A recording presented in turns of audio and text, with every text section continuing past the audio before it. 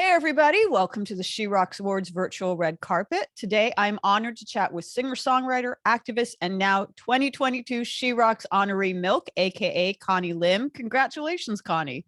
Thank you so much. I'm stoked to be here. I'm stoked to be here with you. I'm stoked you're getting this award. Obviously, it's well-deserved and not the first honor you've gotten, but I'm curious why you feel this particular honor. Like, how does it feel? How is it special? How is it different? Absolutely. Well, Lindsay, I have been getting emails about the She Rocks Awards for years now. Um, when I was starting off as an independent artist and uh, just learning the ropes and figuring out what NAM was, and then realizing this organization held this She Rocks Awards, and I remember thinking to myself that would be such an amazing thing to be a part of, and it was this motivation. Even just looking at the title head of the email motivated me. Okay, you know, really hone your craft, honor your craft, work hard, and show up as your authentic self. I would tell that to myself all the time Hmm. so that I could become an artist that created work at a caliber which an organization like this would acknowledge. And so it's a great and really cool moment for me. Awesome. I'm so happy for you. Obviously, it's a moment that's been a long time coming and a long held dream of yours. So I want to go back, not necessarily the very, very beginning, but maybe the beginning of when you were on the radar for most people to 2017. I'm sure it's a story you've told many times before, but for people watching who don't know exactly how this viral performance you did of Quiet at the 2017 Women's March came about and how it went viral, because I think like a lot of like very high profile celebrities shared it. Like, how did that all come to be? Because that kind of really got the ball rolling for your career. Absolutely. I definitely agree that 2017 was the year that really opened up so many doors for me that were previously closed. I think Mm. the cultural shift that happened because millions and millions of women marched around the world. It was the largest peaceful uprising of human history. Um, I think that cultural shift in accepting women of color, and also like further honoring women and their contributions to society really flung open doors for me. And so I at the point of me choosing to share Quiet on the streets of DC, I was at a point where I had been dropped by management, and I was starting to let the facts of my life kind of, you know, shift me towards another path. I had always wanted to be a recording artist, always wanted to share my story and voice, and I was reaching a lot of obstacles and closed doors, and a lot of assumptions about what American audiences would be able to understand. I think there's a lot of assumption that a Chinese artist would be uninteresting to the American public or the U.S. public. Um, Wow. Were you actually told that overtly? Yes, I was. I mean, and during that time it was kind of a normal thing. But I was told many things from well-meaning people, like, maybe you should go back to China. And I would joke, I'd be like, man, the word back is, as a songwriter, each word is very potent, right? And so the word back is like, man, I started here, and I really do want to find a way to blaze a trail here. Has always been more interesting to me than going quote unquote back to Hong Kong and pursuing music in a place that wasn't exactly the home that I was born in. And so I had a lot, like, my it was a blank slate at the point in 2017, and I had nothing to lose really. I put an asterisk on that because I was safe and comfortable and privileged and had resources to think about art. But when I saw the Women's March, I was like, man, I want to contribute. I want to be a part of like the creative forces. Like I want to go march, and I also want to give something to people who are marching. And so I thought about, could I bring my guitar and sing?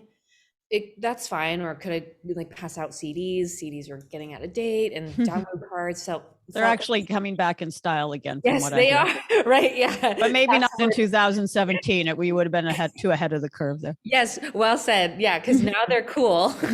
You were ahead of your time. 2017, Mm, they didn't have the cool sheen yet. yeah. But I thought the modern day human being in our country has a lot of different resources.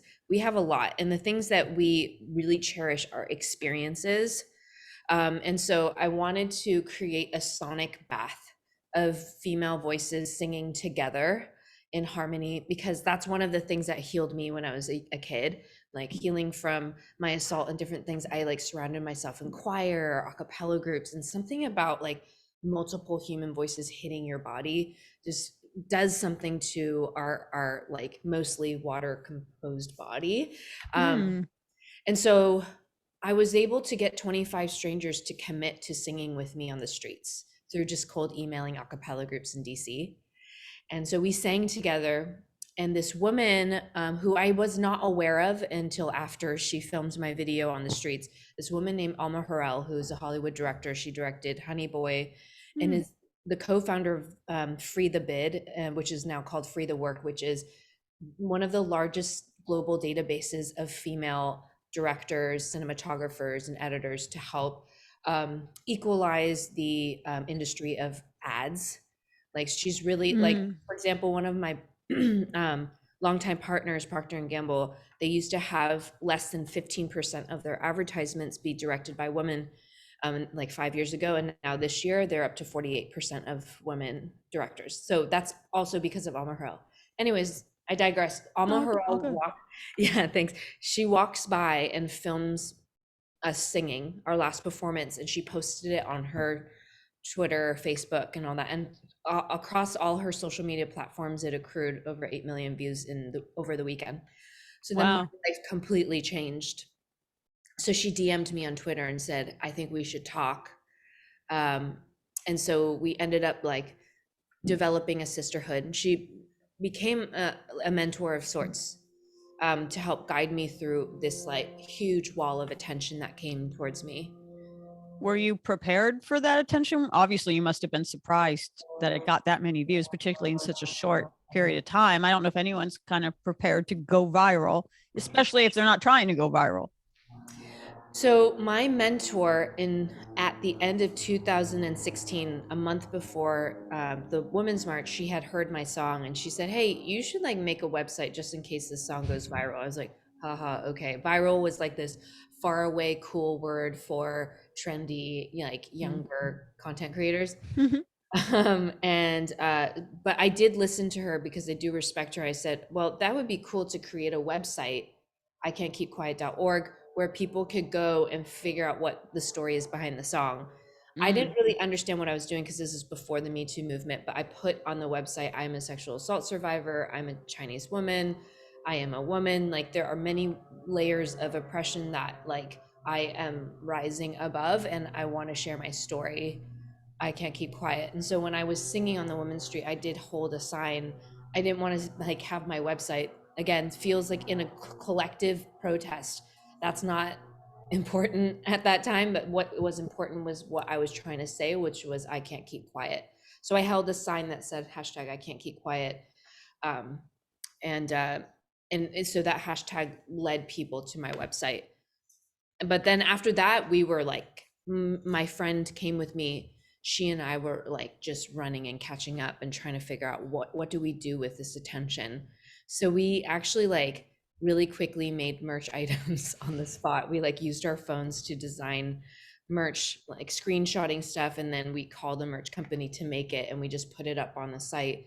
And then we directed portions of the proceeds to women-centric organizations. But that was the beginning Awesome. of me understanding how to chase the energy that the world can throw at us, and use art and use organizing as a way of like empowering ourselves again, because it can feel so easy to feel powerless.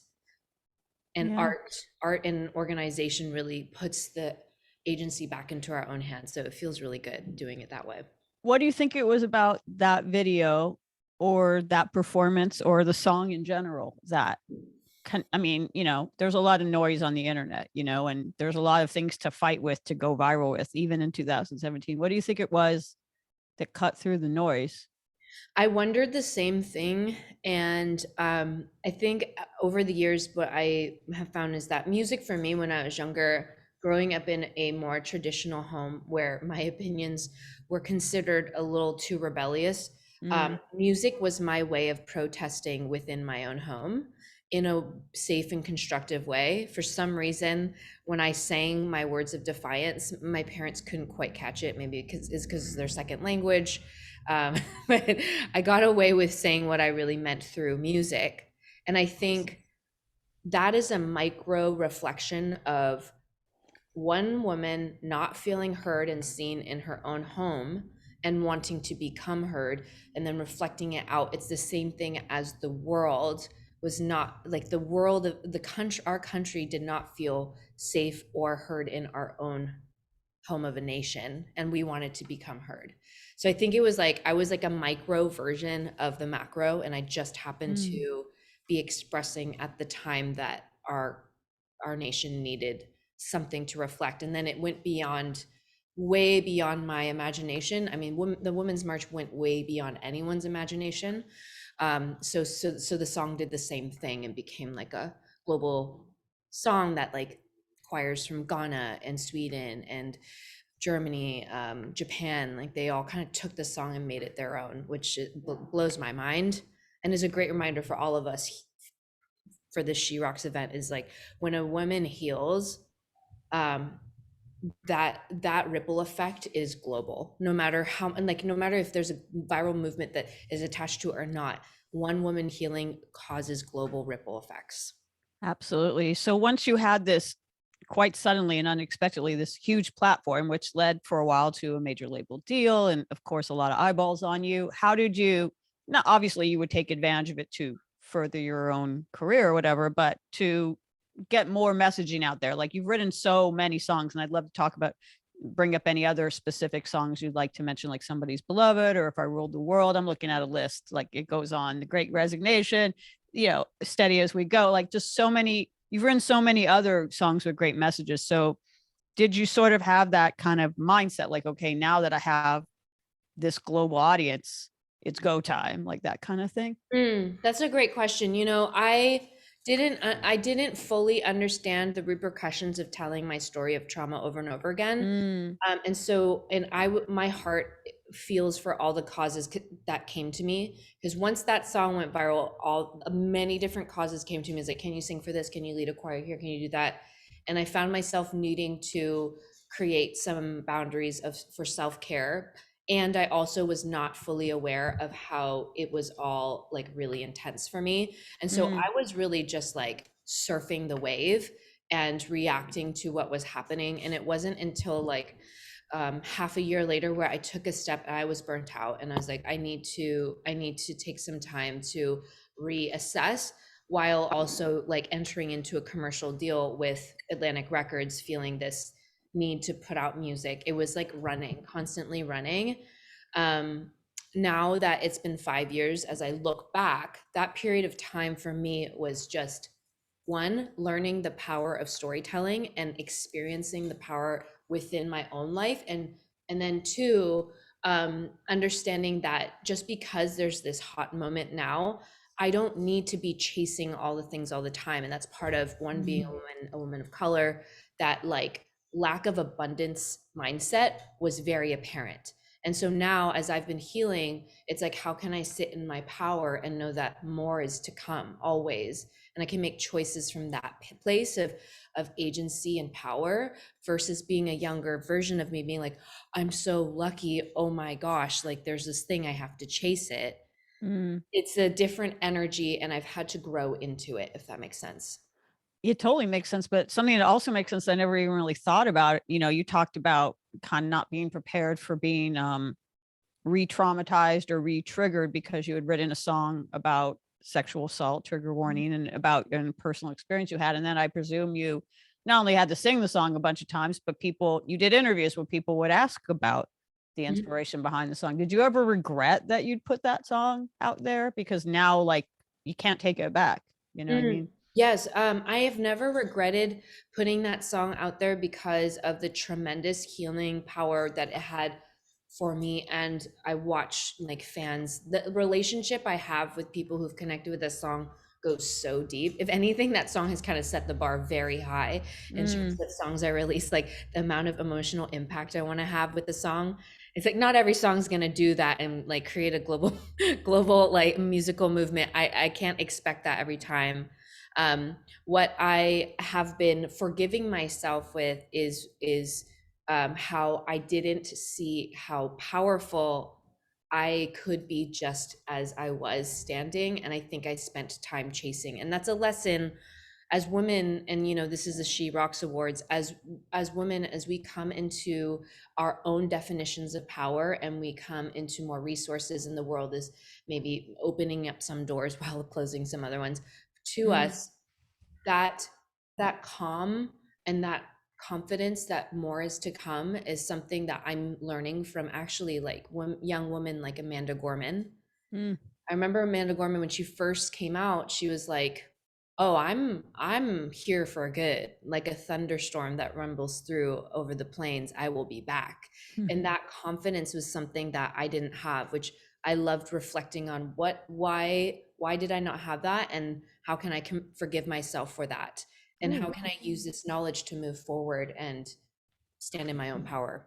Tell me about you recently performed with Amanda Gorman. You did Somebody's Beloved with her at an event. That must have been a very powerful experience for you guys to come together. Tell me about that. Yeah, thanks for asking. So Amanda Gorman and I teamed up. She heard my song "Somebody's Beloved," and we worked in conjunction with this organization that holds the National Day of Racial Healing. It was a very special moment for me because I was singing in reflection to what I was seeing happening to my our Black siblings in this nation, and then for me to be able to witness Amanda write her own poetry over my music. We basically cleaned out the second verse and had her riff. Mm, um, uh, and the things that she said, the things that I love was, she prefers not to call people out; she wants to call them in, and I very much relate to that. And not everybody needs to do that. I want to acknowledge everyone's at their own in their own journey, on their own journey, and in a different phase. Amanda and I had that very same agreement of where we were at. We're like, we were ready to call people in. And this was right before the apex of mainstream coverage of the continuing hate towards Asian, the Asian diaspora all over the world. And so that project I was working on before I was realizing, oh, my people too are getting persecuted. And so mm. working with Amanda on that gave me great perspective on how I can continue to build community with other types of people through art, to get, again, give myself a sense of agency during a time that feels out of control. Do you truly believe that music, or I should say protest music or politically um, slanted music can make a difference? Because there are, I think it can, but, and certainly we've seen that, but historically, including Quiet. But I do think there's also people who feel like it's alienating some people. There are people that think that have, are of the mindset of shut up and sing. Like, we don't want our celebrities to talk about their political views or sing about their political views. Other people just say, oh, it's an echo chamber. Mm. You're preaching to the, the converted. Where do you stand about how songs with messages like many of the songs we've done actually can they convert people? Can you really call people in? That's a great question. I think that the art that I make is my hope is that I've never been out to change people's minds, because I really don't think that my job is to change anyone's minds. My job is to return people to their hearts. And I think art has a power of getting people out of their heads, which as a society, we live in our heads. Um, if I can make art that brings people back to their hearts, they can choose more truthfully the actions that feel good in their lives. And so I think the people who listen to my music go back into their heart. And what my hope is not to change their mind, but for them to express their mind, whatever it is. Because I trust the whole makeup of the globe. I know that there are going to be people who disagree with me, and I trust that love has a way of shifting the world one human at a time. And my job is only to support people when they're ready to stand up for themselves and express their truths. From that point, I don't know. That's above my pay grade. Well, I do feel your work has made a difference. I mean, it must have been a huge honor to have your work in that Grammy Museum exhibit that had like Chuck D in it, it had Mickey Guyton in it, it had her in it. It was called, I'm looking, Songs of Conscience, Sounds of Freedom. And tell me how your work got put in that amazing exhibit. I have an incredible team of people. I do like to say this is that, when I was a younger artist, I would wonder like, how do these artists like get their stories told in these different platforms? And I think having an incredible team behind me that helps to advocate and champion me is part of how I got involved with the Grammy Museum. And I Belong, which is a song I wrote to reclaim joy and agency during the increased like mainstream coverage of violence against the Asian diaspora. I used I Belong as a way of like healing myself. And I made that with an Asian female mixing engineer and an Asian female producer. And we put joyous drums on it and we just reclaimed stuff. And it became um, a campaign for Asian American healing.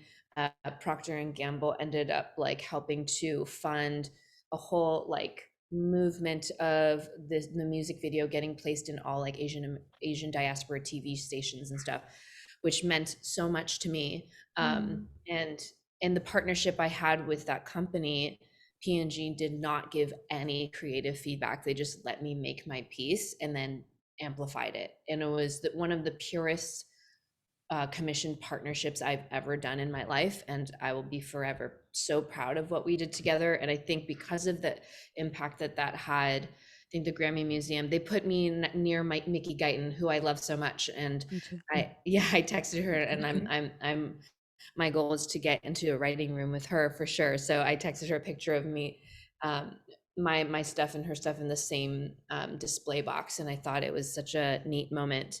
Wow. Because I really admire the work that she has been doing. I mean, her songwriting is so incredible and how she expresses that pain and that joy. I could fangirl about Mickey Guyton for a long time, but that's No, not she's what we're here. awesome. We should honor her at the She Rocks Awards in 2023. But in the meantime, obviously, I'm really excited that you're part of this year's awards. This is, like I said, you were saying this was kind of a long time coming. This was, you'd had your eye on the She Rocks Awards for a while. This is the 10th anniversary of the She Rocks Awards, so it's great you're a part of it. But did you start doing music so young? Like I've read that you were like a child prodigy at age 7. I was very surprised to find out you went on The Voice in season Hmm. 1. Like, Yeah. did you always kind of have kind of this civic mindedness to your lyrics or to the messaging of your songs, like to be an activist through your music, or did that kind of come later? I did as a kid, and then and then I got kind of seduced into more of an ego-driven Hmm. path, which is totally, fine, normal. It was more of a traditional, I want to succeed in the industry. But you mentioned when I was 7, I wrote music. I remember seeing commercials of children who were hungry. And so my first song was called Healthy People, because I Wow. wanted to manifest.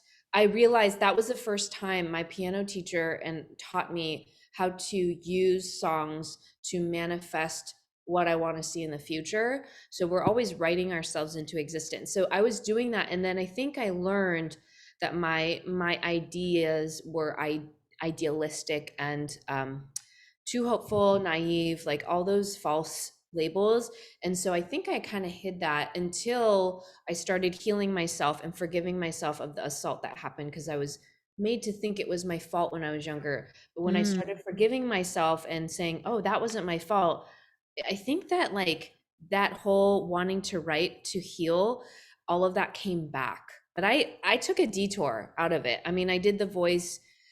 I made a lot of choices in my early career trying to prove myself, because my parents were very unhappy that I left my UC Berkeley degree to pursue music. They're like, physician, not musician, physician. And I think I was constantly trying to reach for these shiny things to be like, look, mom and dad, like this is the right choice I made. I know you sacrificed everything, moved across the globe, but like, see, songs can be great too. And so I think when they would hear things like NBC, The Voice, and stuff, like I Mm. thought maybe it could validate. And that's the reason why I actually made MILCK. MILCK is my last name backwards, my first 2 initials. I wanted to take what my family gave me and I had to let go of trying to please them. I was like, I got to mix it all up. And it Hmm. sounded like milk, and milk is what females create to nourish the next generation. I was like, okay, this is the next chapter because I have to let go of trying to prove to them that I made the right choice, because I have to know within myself that it's the right thing. Absolutely. But, even though obviously you answer to no one but yourself, especially now as an independent artist, but, do you mind me asking, now that you've had all this success, are how do your parents feel about the fact that you decided to become a musician instead of a physician? Do they realize now it was the right path for you?